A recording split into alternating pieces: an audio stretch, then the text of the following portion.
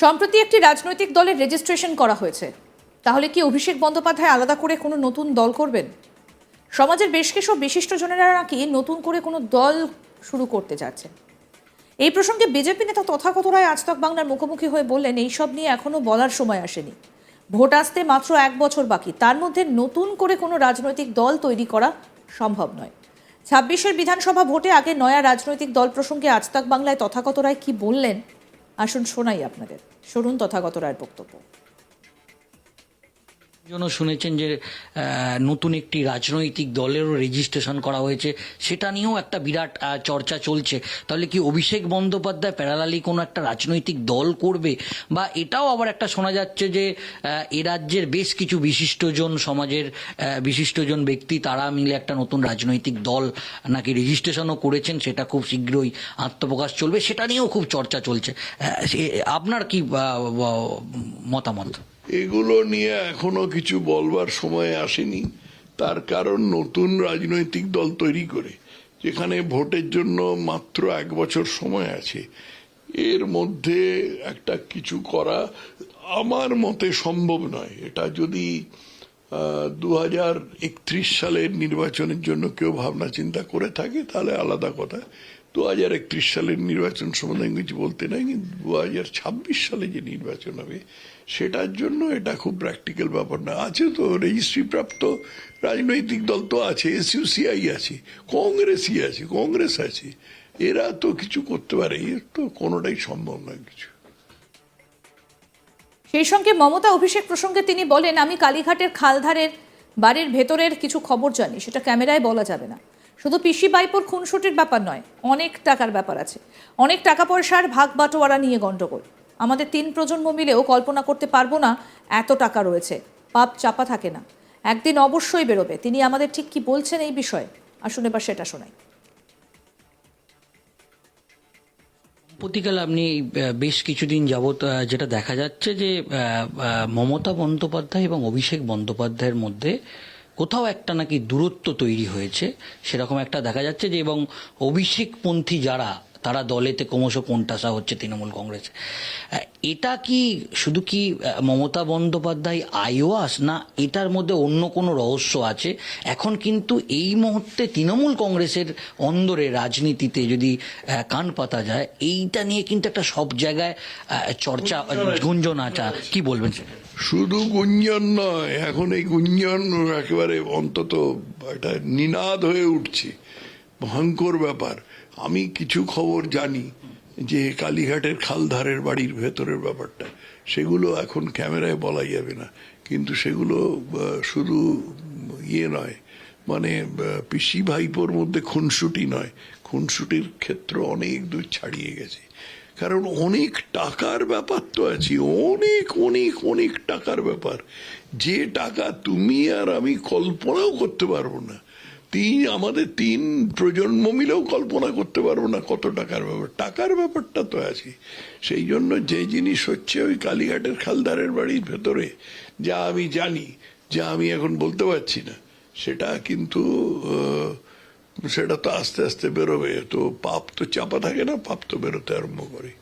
আপনি নিশ্চয়ই আরেকটি গুঞ্জনও শুনেছেন যে নতুন একটি রাজনৈতিক দলেরও রেজিস্ট্রেশন করা হয়েছে, সেটা নিয়েও একটা বিরাট চর্চা চলছে। তাহলে কি অভিষেক বন্দ্যোপাধ্যায় প্যারালালি কোনো একটা রাজনৈতিক দল করবে? বা এটাও আবার একটা শোনা যাচ্ছে যে এ রাজ্যের বেশ কিছু বিশিষ্টজন, সমাজের বিশিষ্টজন ব্যক্তি, তারা মিলে একটা নতুন রাজনৈতিক দল নাকি রেজিস্ট্রেশনও করেছেন, সেটা খুব শীঘ্রই আত্মপ্রকাশ চলবে, সেটা নিয়েও খুব চর্চা চলছে। আপনার কি মতামত? এগুলো নিয়ে এখনো কিছু বলবার সময় আসেনি। তার কারণ নতুন রাজনৈতিক দল তৈরি করে, যেখানে ভোটের জন্য মাত্র 1 বছর সময় আছে, এর মধ্যে একটা কিছু করা আমার মতে সম্ভব নয়। এটা যদি 2031 সালের নির্বাচনের জন্য কেউ ভাবনা চিন্তা করে থাকে তাহলে আলাদা কথা। 2031 সালের নির্বাচন সম্বন্ধে আমি কিছু বলতে নাই, কিন্তু 2026 সালে যে নির্বাচন হবে সেটার জন্য এটা খুব প্র্যাকটিক্যাল ব্যাপার না। আছে তো রেজিস্ট্রি প্রাপ্ত রাজনৈতিক দল তো আছে, এসইউসিআই আছে, কংগ্রেস আছে, এরা তো কিছু করতে পারে। এর তো কোনোটাই সম্ভব নয় কিছু। একই সঙ্গে তিনি বলেন মমতা বন্দ্যোপাধ্যায় যে কথাগুলো বলেন এইগুলো নতুন কিছু নয়। রাহুল গান্ধী এই কথাগুলো বলেছিলেন, তেমনি আমাদের মুখ্যমন্ত্রী মাদ্রাসা শিক্ষাকে ঢেলে টাকা দিয়ে ইমামদের ভাতা দিয়ে নানাভাবে তাদের তোয়াজ করে। তারা যত অপরাধ করুক না কেন তা না ধরে তিনি বলছেন আমি ব্রাহ্মণ কন্যা। মমতা বন্দ্যোপাধ্যায় ব্রাহ্মণ কন্যা বাংলার একটা বাচ্চাও জানে। মুখ্যমন্ত্রী টের পেতে আরম্ভ করেছেন এই সংখ্যালঘু তোষণ এবার ব্যাকফায়ার করতে শুরু করেছে। এই বিষয়ে কি বলছেন তথাগত রায় সেটাও শোনাব। মুখ্যমন্ত্রী যে বক্তব্য রাখলেন সেখানে তিনি বললেন যে তিনি শুভেন্দু অধিকারী নাম না করে তাকে আক্রমণের নিশানা করলেন এবং তিনি বললেন যে আমি তো একজন ব্রাহ্মণ পরিবারের মেয়ে। কোনো অংশে আমরা যেটা দেখলাম যে তিনি যে বক্তব্যের মধ্যে এবং যে পুরীর আদলে যে জগন্নাথ মন্দির যেটা মুখ্যমন্ত্রী মমতা বন্দ্যোপাধ্যায় ওখানে ভিত্তিপ্রস্তর স্থাপন করেছেন সেটাও একেবারে চ্যালেঞ্জ ছুড়ে দিলেন যে শুভেন্দু অধিকারীর কত বড় ক্ষমতা আছে এই মন্দির আটকে দেখাক। এবং হঠাৎ করেই দেখলাম যে তার যে বক্তব্যের প্রায় 40 মিনিট তিনি ব্যয় করলেন এই সমস্ত বিষয় নিয়ে। এটাকে আপনি কিভাবে দেখছেন? এটা চ্যালেঞ্জ নয়, এটা ডিফেন্সিভে খেলা। এই যে মমতা বন্দ্যোপাধ্যায় কথাগুলো বললেন এগুলো তো নতুন কিছু নয়। রাহুল গান্ধী এই কথাগুলো বলেছিল। রাহুল গান্ধী বলেছিল মে জনেউধারী ব্রাহ্মণ হু, মে জনেউধারী ব্রাহ্মণ হু। এত সংখ্যালঘু তোষণ করে, এত নানাভাবে এটা সেটা করে তারপরে শেষ পর্যন্ত জনেউধারী ব্রাহ্মণ।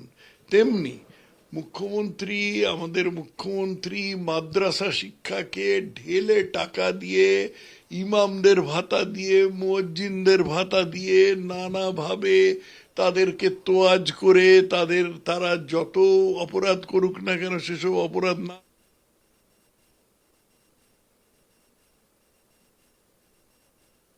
এইসব করার পরে তিনি বলছেন যে আমি ব্রাহ্মণ কন্যা।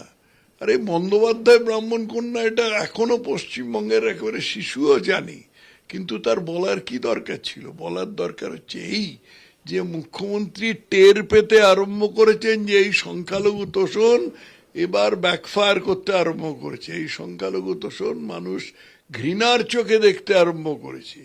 এক সময় যে মমতা ছিলেন